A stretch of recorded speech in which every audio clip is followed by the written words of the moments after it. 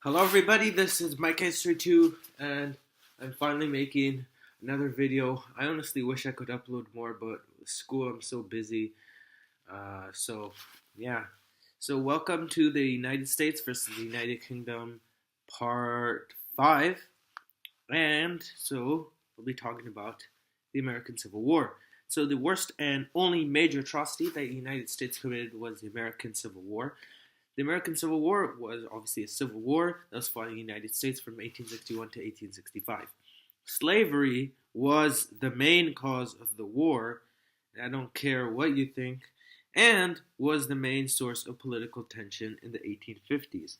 The Republican Party was determined to prevent any spread of slavery, and many Southern leaders had threatened independence if the Republican candidate Lincoln won the 1860 election.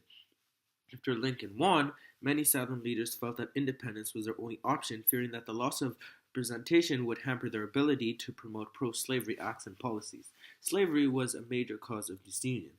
Although there were opposing views even in the United States, most American soldiers were largely indifferent toward slavery, while Confederates fought the war largely to protect a Southern society of which slavery was an essential part. From the anti-slavery perspective, the issue was primarily about whether slavery was an evil that was incompatible with republicanism. The strategy of the anti-slavery forces was to contain slavery until it would gradually die out. The slaveholding interests in the South saw this strategy as violating their rights. Southern whites believed that the emancipation of slaves would destroy the South's economy due to the large amount of capital invested in slaves and fears of integrating the black population.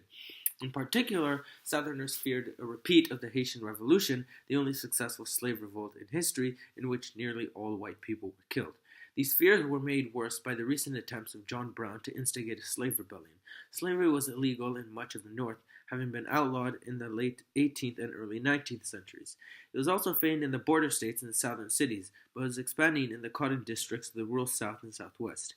Division between different parts of a country, or sectionalism, increased steadily between 1800 and 1860, as the North, which faced slavery out of existence, industrialized, urbanized, and built prosperous farms, the South concentrated on plantation agriculture based on slave labor, together with subsistence farming for poor freedmen. The South argued that each state had the right to declare independence at any time, since the Constitution was an agreement among the states. Northerners rejected it, saying that the will of the Founding Fathers was to set up a union. Between 1803 and 1854, the United States expanded a lot. At first, the new states were divided equally between slave and free states. It was over territories west of the Mississippi that the pro-slavery and anti-slavery forces collided. With the conquest of northern Mexico west to California in 1848, slaveholders looked forward to expanding into these lands and perhaps Cuba and Central America as well. Northerners wanted to stop any further expansion of slave territory. While practically all the Northerners supported the United States, Southerners were still split between those loyal to the entire United States and those loyal primarily to the southern region and then the Confederate States of America. While the South moved towards a Southern nationalism, leaders in the North were also becoming more nationally minded, and they rejected any notion of splitting the United States. Republican National Electoral Platform of 1860 warned that Republicans regarded independence as treason and would not tolerate it. The election of Abraham Lincoln in November 1860 was the final trigger for secession. Efforts at compromise failed. Southern leaders feared that Lincoln would stop the expansion of slavery and put it on a course toward extinction. Slave states were becoming a minority. Before Lincoln took office in March 1861, 7 slave states had declared their independence and joined to form the Confederate States of America. The election of Lincoln caused South Carolina to call a convention to consider independence. The convention voted to declare independence on December 20, 1860, and argued for state rights for slave owners in the South, but contained a complaint about state rights in the North in the form of opposition to the Fugitive Slave Act, claiming that northern states were not fulfilling their federal obligations under the Constitution. Mississippi, Florida, Alabama, Georgia, Louisiana, and Texas followed suit, seceding in January and February 1861. While the states that declared independence stated directly, such as Texas, Alabama, and Virginia, or indirectly, such as South Carolina, Mississippi, and Georgia, that they were seceding because of slavery. Southern states believed slaveholding was a constitutional right because of the Fugitive Slave Clause of the Constitution. The Confederate States of America were formed on February 4, 1861. It took control of American forts and other properties within their boundaries with little resistance from President James Buchanan, whose term ended on March 4, 1861. One quarter of the American army, the entire garrison in Texas, switched sides in February 1861 to join the Confederate States of America. On March 4, 1861, Abraham Lincoln was sworn in as president. In his inaugural address, he called any form of independence illegal. He had no intent to invade the Confederate States of America, neither did he want to end slavery where it existed, but said that he would use force to keep the United States together. Confederate States of America sent delegations to the United States and offered to enter in a peace treaty with the United States. Lincoln rejected any negotiations with Confederate agents because he claimed the Confederate States of America was not a real country, that making any treaty with it would be the same as recognizing it. Fort Sumter was located in the middle of the harbor of Charleston, South Carolina, where the American fort's garrison had retreated to avoid incidents with local militias in the streets of the city. Lincoln required Major Anderson to hold on until fired upon. Jefferson Davis, President of the Confederate States of America, ordered the surrender of the fort. Anderson refused, and Davis ordered P.G.T. Beauregard to attack the fort. Troops under Beauregard bombarded Fort Sumter on April 12th to April 13th, forcing its surrender. Lincoln called on all the states to send armies to recapture the fort. 4 states had repeatedly rejected joining the Confederate States of America, but now Virginia, Tennessee, Arkansas, and North Carolina refused to send armies against their neighbors and join the Confederate States of America. To reward Virginia, the Confederate capital was moved to Richmond. Maryland, Delaware, Missouri, and Kentucky were slave states that were opposed to both independence and coercing the South. West Virginia then joined them as an additional border state after it separated from Virginia and became a state of the United States in 1863. Maryland's territory surrounded the United States capital of Washington, D.C., and could cut it off from the north. Maryland voted to stay in the United States, but also rejected war with its southern neighbors, voting to close Maryland's rail lines to prevent them from being used for war. Lincoln responded by quickly taking control of Maryland and the District of Columbia.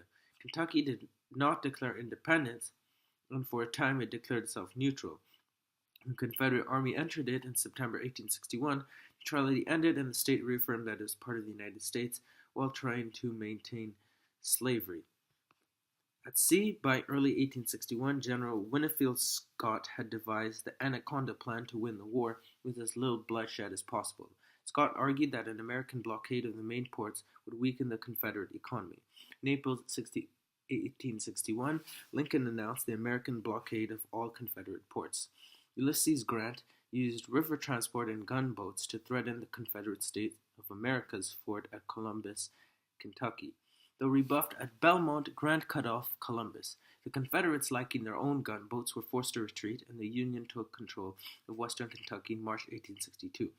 The American Navy took control of the Red, Tennessee, Cumberland, Mississippi, and Ohio rivers after victories at Fort Henry and Fort Donelson in 1862, and supplied Grant's forces as he moved into Tennessee. At Shiloh in Tennessee in April 1862, the Confederates made a surprise attack that pushed American forces against the river as night fell. Overnight, the Navy landed more reinforcements and Grant counterattacked. The United States won a decisive victory. The United States captured Memphis on June 6, 1862. On April 24, 1862, the American Navy ran past Confederate defenses south of New Orleans, which caused the Confederates to abandon the city.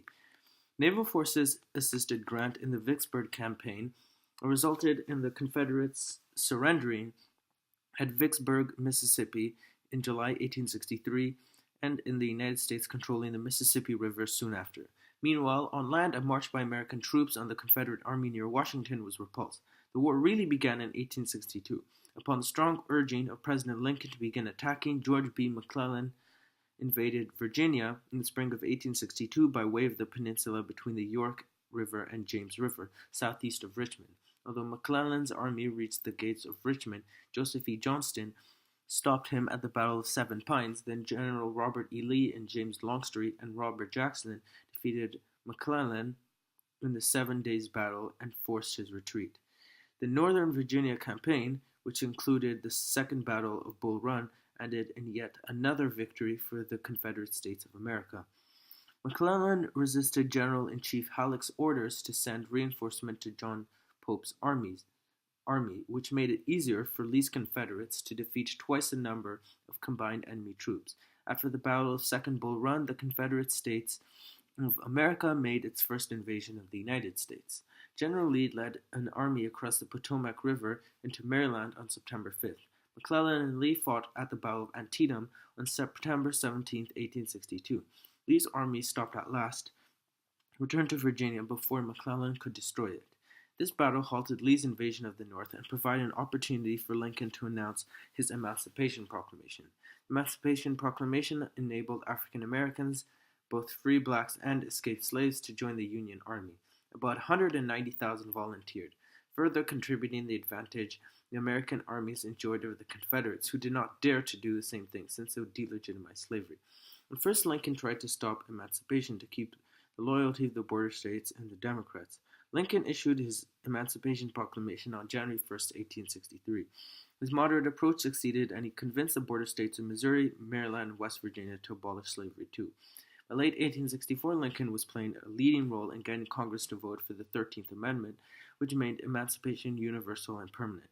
When the cautious McClellan failed to follow up on Antietam, he was replaced by Ambrose Burnside. Burnside was soon defeated at the Battle of Fredericksburg on December 13, 1862.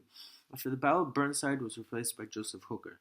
Hooker, too, however, was unable to defeat Lee's army, despite outnumbering the Confederates by more than 2-1, and he was humiliated in the Battle of Chancellorsville in May 1863. However, Robert Jackson was shot in the arm by accidental friendly fire during the battle and soon after died. Anyways, that's it, guys. Thank you for watching. Don't forget to like and subscribe, especially subscribe. I'm trying to reach 200 subscribers. So, yeah, see ya.